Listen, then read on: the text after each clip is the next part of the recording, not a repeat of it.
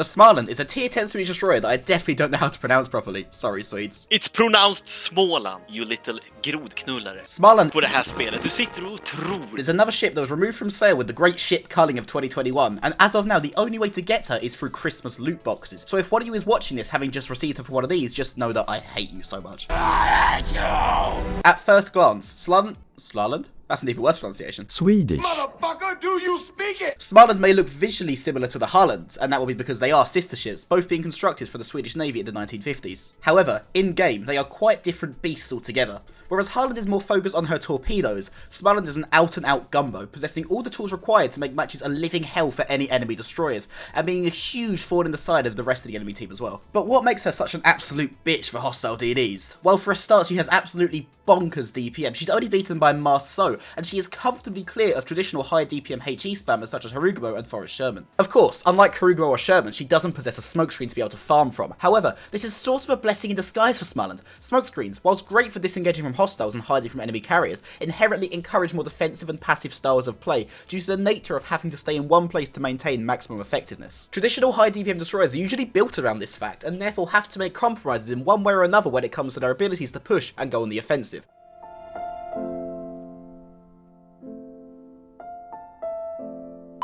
Smaland has to make no such compromises. First of all, Smaland's AA suite is identical to Harland's, which makes her a formidable target for any carrier to face, and will put her pretty low down the priority list for most hostile CVs. Whilst being spotted by planes can be annoying in Smaland for sure, her AA for the most part makes sure they leave you alone once they know you're there. Next, whilst her maneuverability certainly isn't excellent, it's pretty good. She has a rudder shift time and a turning circle that comfortably places her amongst the most agile tier 10 destroyers, but this does come at the cost of top speed. Her top speed is identical to Harland at 35 knots, which is not good, bad even. However, unlike Harland, she has access to an improved version of the emergency engine boost consumable found on the Italian destroyers, giving her a whopping 30% top speed boost for a minute without modifications. This gives her a boost of speed to enable her to quickly get in or out of certain situations, and improves her ability to be aggressive a great deal over Harland. 4 charges base means you don't have to worry about overutilising this consumable either, as you're unlikely to use all charges within a usual match. The first tool that really enables her to shine as an aggressive knife fighter and cap contester is her heal. This is identical to the heal found on the Harland, which is by no means a bad thing. It's pretty powerful for a destroyer, and having 4 charges of it when fully upgraded enable her to have way more staying power than pretty much any of her contemporaries bar the daring,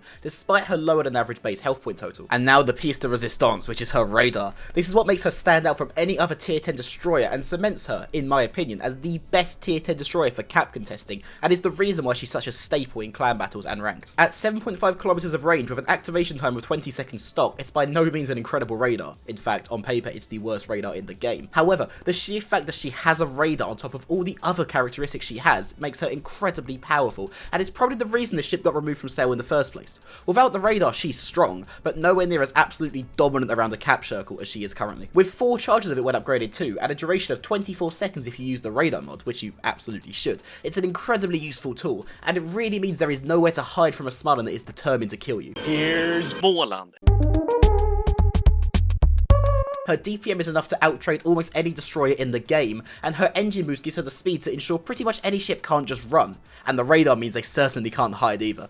This means that pretty much the only ships to counter Smaland are Marceau or Kleber, but even they don't have the staying power that Smaland has via her heals. We're not done yet either, as Smaland also has access to Harland's torpedoes, albeit with 2 less tubes and a 15-second longer reload time. This gives her the ability to still strike large targets and carry out aero denial, despite her torpedoes obviously not being the main selling point of this ship, unlike on the Harland. Honestly, it's really hard for me to find something negative to say about the Smaland at all. Her concealment is more than serviceable at 61 kilometers fully upgraded, and she's a pretty large ship but nowhere near the size of something like a Harugumo, so I honestly have nothing else bad to say about her. She's amazing, and if you get her from a Christmas box, I really hope you enjoy her. I won't be enjoying her any longer, however, as she was very kindly provided to me as a rental by Wargaming to make this video for you guys, so thank you to them for making this video possible. I've had an absolute blast playing her. Without further ado, you can all tell where she's going to go in the tier list. She is no question the first entry into the Kamikaze tier, and absolutely the most fun tier 10 destroyer I've ever played. Wargaming, please, what do I have to do to get her forever? I beg you, I'll do anything. If you'd like a captain build and equipment loader for the ship, go for something like this. This is taken from the amazing World of Warships Captain Guide Google Doc, which is a fantastic resource for all your shipbuilding needs. I'll put a link to it down in the description. To end off, I'd like to say a few things, so if all you're here for is a ship review, feel free to leave now. Colbert is next weekend, so I look forward to that.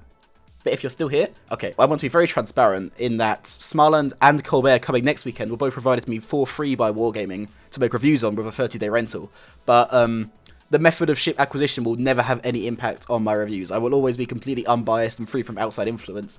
So no matter how I get the ships, if I buy them myself, if they're given to me, if whatever, the reviews will always be the same in content and nothing's going to change about that. So you guys can always trust my opinion to make an informed purchase and know that I would never accept something if it compromised my editorial control. So there you go. I'm very excited for the future, for 2023. We've got some big things planned and hopefully I'll be able to bring some stuff out. I've got something planned for the 1,000 subscriber milestone, which is rapidly approaching, so hopefully I'll be able to get it done in time. But yeah, here's to a more consistent and even more successful 2023. Thank you guys for watching. The support is always amazing. As always, please like and subscribe if you enjoyed. It's really cliche, but it really does help boost the reach of my videos, and we're coming close to 1,000 now, and I like the serotonin. Now go out there and make Harugos regret their entire existence.